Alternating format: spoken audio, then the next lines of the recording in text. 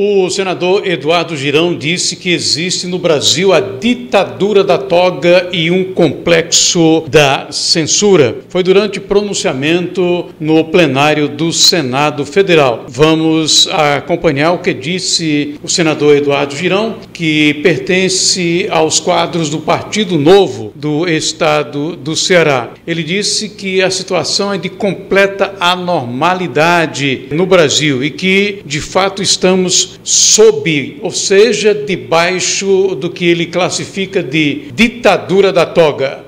E bem, meu querido irmão, senador Stevenson Valentim, do Rio Grande do Norte, senhoras senadoras, senhores senadores, funcionários dessa casa, assessores, e você, brasileira, brasileiro, que nos acompanha aqui pelo trabalho sempre muito cordato, sério, da equipe da TV Senado, Rádio Senado e Agência Senado. Senhor presidente, nesse final de semana, eu faço uma recomendação para aquele brasileiro que ama essa nação e que não se rende aos poderosos de plantão, que estão destruindo esse país pela covardia de muitos outros parlamentares que assistem ao que alguns ministros do Supremo estão fazendo, em conluio aí, alinhamento político ideológico com esse governo Lula. Mas eu recomendo que as pessoas de bem, éticas,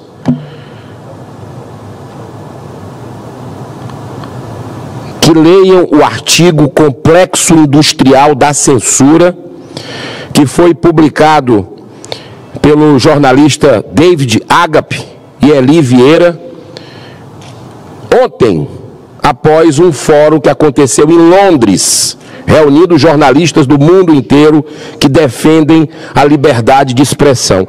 É muito importante, eu repito, que você, brasileiro, entenda o que está acontecendo no nosso país hoje.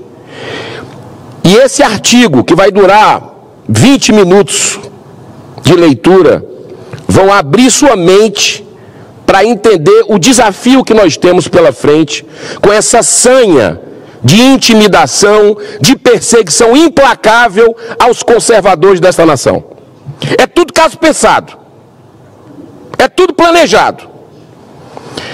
Eu não vou, até por questão do tempo, ler todo o artigo. Peguei algumas partes aqui, mas eu recomendo mais uma vez que você possa pegar, está aí nas redes sociais do jornalista David Agape e Eli Vieira, jornalistas brasileiros, que eu até repliquei no X.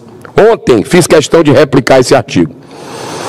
Senhor presidente, no final de junho, agora, terminou ontem, foi realizado durante toda a semana passada o primeiro Fórum da Liberdade de Expressão em Westminster, Londres, organizado pelo jornalista Michael Schallenberger, responsável pela investigação e publicação do Twitter Files Brasil.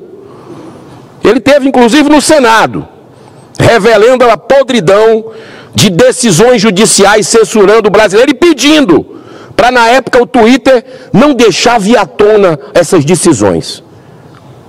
Pedindo para o Twitter mentir. Participaram jornalistas, escritores, acadêmicos, artistas e ativistas de vários países do mundo. Representando o Brasil, repito, os jornalistas David Agape e Eli Vieira, do jornal Gazeta do Povo, lá do Paraná, que tem repercussão no Brasil e fora do Brasil. Nesse fórum foi aprofundada a análise sobre o complexo industrial da censura, um conceito formulado a partir de impactantes publicações dos relatórios sobre a investigação do Twitter Files Brasil nos Estados Unidos. Graças à ousadia de Elon Musk, foi possível pela primeira vez ter acesso a conversas internas entre os dirigentes das plataformas, visando a moderação de conteúdos e a definição de quais informações deveriam ser censuradas e quais aquelas que deveriam ser promovidas. Olha só, adivinha quem é o censurado e quem é o promovido? De que lado está cada um?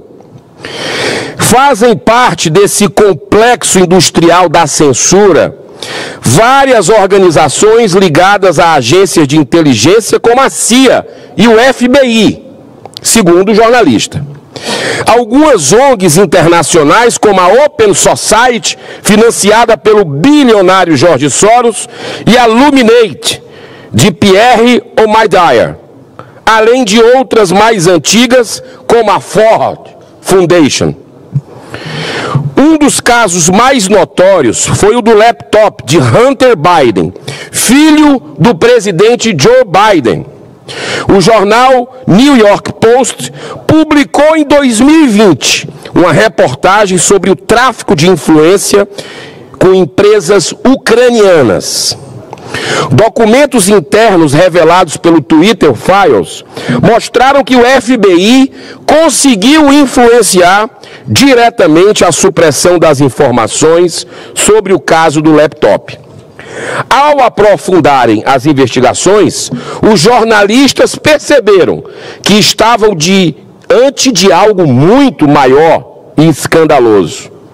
Uma vasta rede de interação entre governos, ONGs, grandes empresas de tecnologia e instituições acadêmicas, com o objetivo de monitorar as redes sociais, controlando as narrativas e silenciando as vozes dissidentes.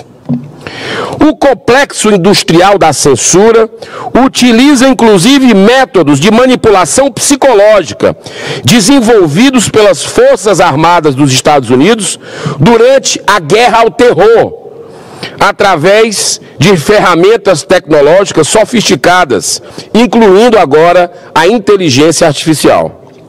Em todo o mundo, a estratégia para a aplicação da censura é, abro aspas, o combate à desinformação e ao, abro aspas, discurso de ódio. Ao invés de avançar com a democracia em ditaduras como a China, esse complexo industrial de censura adota critérios e práticas chinesas de controle rigoroso da comunicação, ou seja, faz o mesmo. No Brasil, o complexo industrial da censura opera principalmente através do STF e do TSE, em sintonia com os interesses do atual governo Lula, que implantou no âmbito da SECOM o Departamento de Promoção da Liberdade de Expressão e no âmbito da AGU a Procuradoria Nacional da Defesa da Democracia. Nomes muito pomposos para ocultar a real finalidade de implantação de um verdadeiro Ministério da Verdade, que teria o superpoder de dizer o que pode e o que não pode ser dito nas redes sociais. Não é à toa,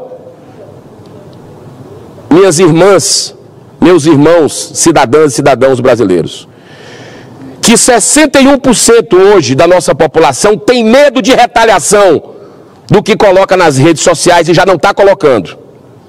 Olha a que ponto chegou esse complexo de indústria da censura. No TSE, essa estrutura começou a ser implantada, segundo o jornalista coloca, em 2017, por ordem do ministro Gilmar Mendes. Esse mesmo que fez o evento lá, o chamado Gilmar Palusa, agora lá em Portugal, reunindo uma série de autoridades, muitas delas pagas com o nosso dinheiro, para fazer esse tipo de promoção. Ainda bem que a informação que nós tivemos é que foi um fracasso, que as pessoas estão acordando para esse tipo de manipulação com o dinheiro do pagador de imposto do nosso país. Mas na época, segundo o jornalista, em 2017, Gilmar Mendes, que presidia o tribunal, foi que iniciou essa estrutura com a criação do Conselho Consultivo sobre Internet e Eleições. Depois que Alexandre de Moraes assumiu a presidência do TSE em agosto de 2022, em plena campanha eleitoral, as ações de censura passaram a ser muito mais agressivas no Brasil. Grupos de trabalho informais de monitoramento das informações foram institucionalizados oficialmente com a implantação do Centro Integrado de Enfrentamento à Desinformação e Defesa da Democracia. Olha só o nome que eles criam para censurar a gente. Eu precisaria de muito tempo aqui, senhor presidente, para listar todos os abusos cometidos durante as eleições de 2022. Um dia essa verdade vai vir à tona com toda a força, mas nós vamos estar tocando sempre nessa tecla, porque é uma mancha na história desse país, onde o TSE funcionou em 2022 como um verdadeiro partido político, beneficiando exclusivamente a campanha do presidente, da época do ex-presidente que tentava voltar à presidência, Lula. Em virtude do tempo, vou lembrar de apenas um dos episódios quando o TSE decidiu, pela censura prévia, proibindo o lançamento de um documentário feito pelo Brasil Paralelo, intitulado Quem Mandou Matar Bolsonaro. Lembra desse episódio? Que a Carmen Lúcia, a ministra Carmen Lúcia, diz, não, isso aqui é uma vergonha, não pode, cala a boca, já morreu, não sei o quê. Mas, tipo assim, vamos deixar. A democracia a gente vê depois das eleições. Isso aqui vamos censurar, vamos... uma vergonha completa. Com essa decisão, como essa decisão fere, senhor presidente, frontalmente o artigo 220 da Constituição Federal, a ministra Carmen Lúcia, de forma totalmente constrangida, reconheceu o abuso. Mas, como eu disse aqui, acabou acatando a truculência, dizendo que isso deveria ser absolutamente excepcional.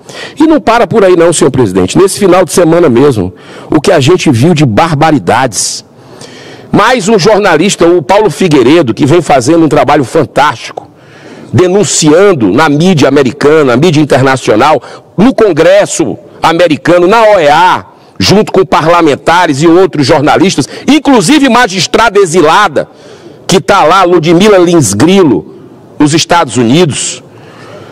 Essas pessoas que não se dobram ao poder e querem que o Brasil saia dessa sanha ditatorial, que o Brasil volte a ter democracia.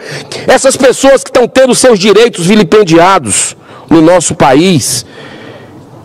Teve agora, pela quinta ou sexta vez, a conta dele bloqueada, o jornalista Paulo Figueiredo, por ordem do ministro Alexandre de Moraes. Ele cria mais uma. É a desobediência civil, como dizia Martin Luther King Jr., grande pacifista e humanista. Uma coisa que não está na Constituição. Se mandar calar, tirar a rede social, como temos hoje cidadãos, cidadãs, empreendedores como Luciano Hang, com mais de 10 milhões de seguidores, continua sem poder contactar. É um zumbi nas redes sociais, ninguém consegue ouvir a opinião dele. Desde as eleições ele está proibido de falar. Isso é democracia? Vamos combinar. Isso é ditadura. YouTubers, uma série de situações. Está aí o Monark, outro jovem exilado nos Estados Unidos, caçado por essa ditadura da toga. É algo surreal o que a gente está vendo. E ainda percebe o avanço entre aspas. O STF fazendo uma mega licitação aí para contratar uma empresa para monitorar os brasileiros, as opiniões dos brasileiros, as críticas a ministros do Supremo que se acham os donos do Brasil, graças à omissão dessa casa. Eu estou vendo brasileiros aqui visitando, sejam bem-vindos aqui ao Senado Federal, e são sempre muito bem-vindos a essa casa. E eu, esse final de semana, estive em Fortaleza, na minha terra, no Ceará. Não sei se tem algum cearense aí, mas impressionante como as pessoas estão se sentindo sufocadas com essa perseguição que acontece no Brasil hoje. Olha, senhor presidente, nesse fórum de Westminster, foi apresentado um painel com o título, abro aspas, quem financia a censura no Brasil? São várias fontes, segundo o jornalista David Agape. Uma delas é o Sleep Giants Brasil, que atua fortemente em pressão para a retirada de patrocínios de anunciantes de vozes dissidentes, de vozes, repito, que não baixam a cabeça para o que está errado. Vozes que têm a sua legitimidade na democracia de criticar quem quer que seja. O Sleep Giants vai lá e começa a caçar os patrocinadores e a cancelar, é a palavra. Muito obrigado, senador Stives. É isso mesmo, essa palavra é o cancelamento. E aí muita gente fica receoso com o resultado e tal, vou deixar de anunciar num veículo ou numa instituição, porque o sistema não quer. Pode um negócio desse? Isso é democracia? Em 2022 e 2023, o Sleep Giants Brasil recebeu, atenção Brasil, atenção, olha quanto eles receberam, 2,5 milhões de reais da Ford Foundation e da Open Society do George Soros, segundo o jornalista David Agape no seu artigo.